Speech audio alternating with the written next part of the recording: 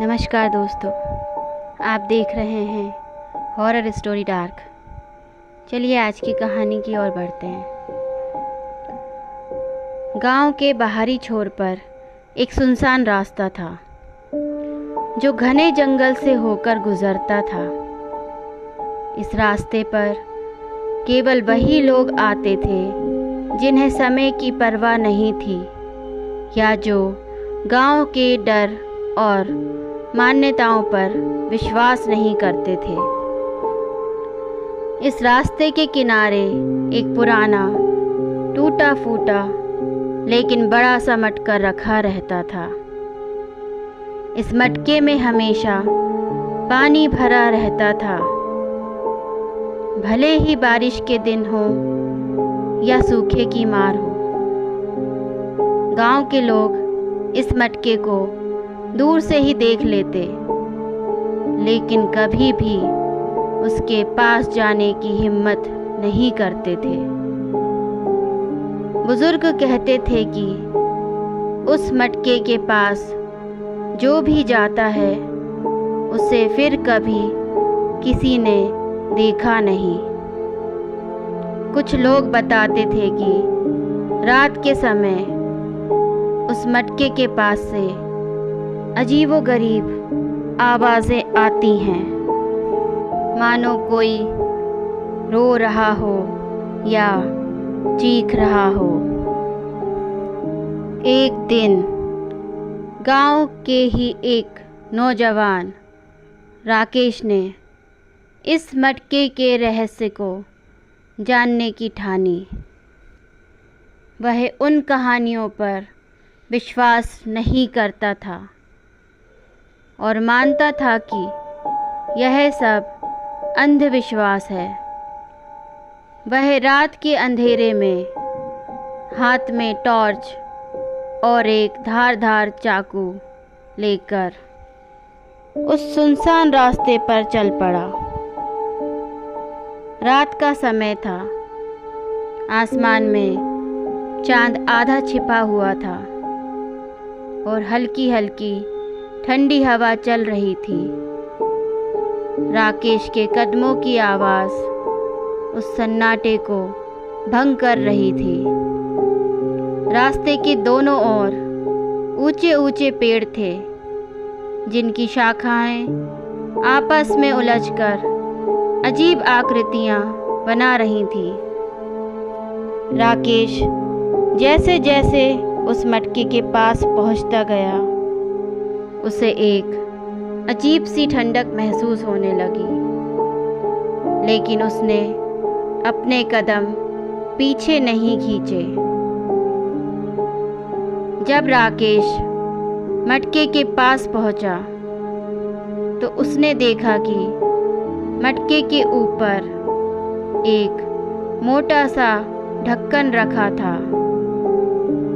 राकेश ने धीरे से ढक्कन को हटाया। मटके में पानी भरा हुआ था, लेकिन उसकी सतह पर कुछ अजीब सी चीज़ें तैर रही थी। जब राकेश ने टॉर्च की रोशनी मटके के अंदर डाली तो उसकी आंखें फटी की फटी रह गई।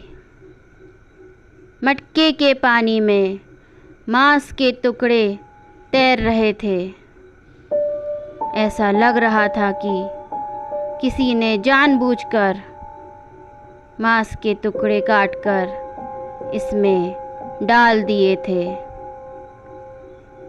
राकेश का दिल जोर से धड़कने लगा। उसे तुरंत ही एहसास हुआ कि यह मांस किसी जानवर का नहीं था।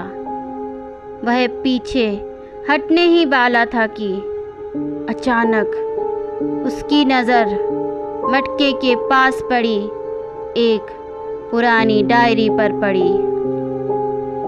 राकेश ने उस डायरी को उठाया और उसे खोलकर पढ़ने लगा। यह डायरी उस गांव के एक पुराने तांत्रिक की थी जो काले जादू में निपुण था उसने अपनी डायरी में लिखा था कि वह अपनी आत्मा को अमर रखने के लिए एक खास अनुष्ठान कर रहा था। इस अनुष्ठान के लिए उसे मानव मांस की आवश्यकता थी। उसने लिखा था कि हर पूर्णिमा की रात वह किसी गांव वाले को इस मटके के पास बुलाता था और फिर उसकी बलि चढ़ाकर उसकी आत्मा को उस मटके में बंद कर देता था। उस डायरी में यह भी लिखा था कि उस मटके में बंद आत्माएं कभी मुक्त नहीं हो सकती जब तक कि कोई व्यक्ति स्वेच्छा से अपनी आत्मा को उस मटके के हवाले ना कर दे। यह पढ़कर राकेश की रूह कांप उठी। उसे समझ नहीं आया कि अब वह क्या करे।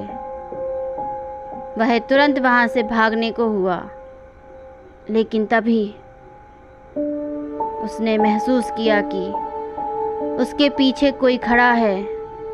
उसने जैसे ही मुड़कर देखा, उसकी आंखों के सामने एक धुंधली सी आकृति प्रकट हो गई।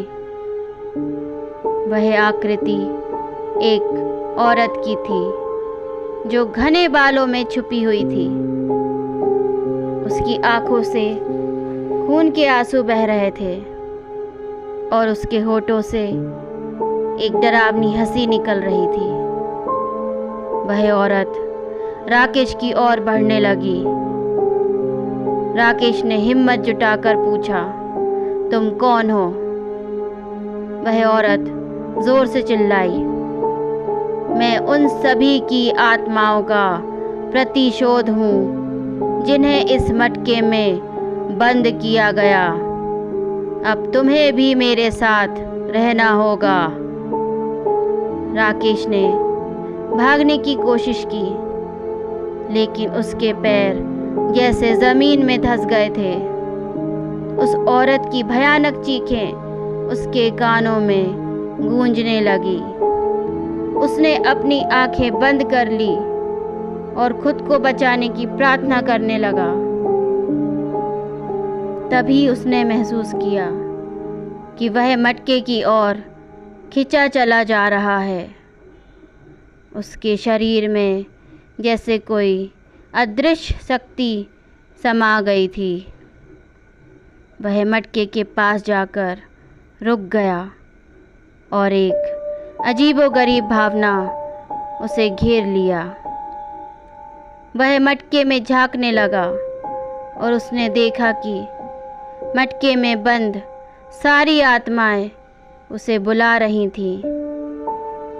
उनके चेहरे पर पीड़ा और गुस्सा था।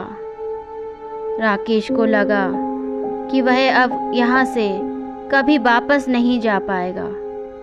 उसने अपनी पूरी ताकत लगाकर खुद को उस मटके से दूर करने की कोशिश की, लेकिन जैसे ही उसने कदम बढ़ाया, एक भयंकर चीख के साथ वह मटका टूट गया।